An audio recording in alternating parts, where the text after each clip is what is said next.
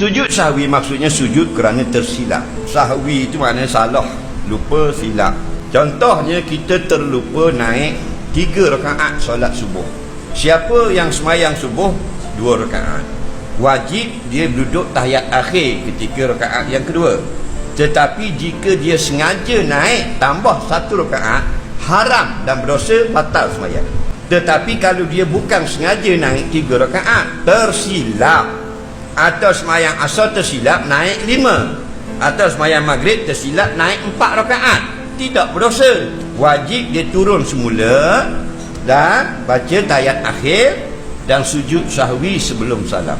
Ataupun dia tertinggal baca kunut subuh, mazhab Syafi'i, atau dia terlupa baca duduk tahiyat awal. Dia semayang zuhur sampai tahiyat akhir baru teringat, Allah mak tadi tak ada tahiyat awal, terlupa. Maka sebelum salam sujud 2 kali. Niat dalam hati, aku sujud sahwi, cukup, sudah memadai. Sujud macam biasa, angkat kepala, duduk antara 2 sujud macam biasa. Sujud yang kedua macam biasa. Nah, angkat kepala, salam, Assalamualaikum warahmatullahi, Assalamualaikum warahmatullahi. Cara dia. Ketika sujud nak baca apa? 3 pendapat ulama fiqh. Pendapat yang pertama, tak baca apa-apa, kerana tak ada datang nas suruh baca apa-apa.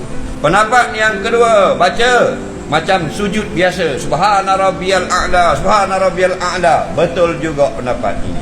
Pendapat yang ketiga, elok dibaca subhana man la yanamu wa la yashu, maha suci Allah Ta'ala, tidak lupa, tidak lalai, pun betul juga.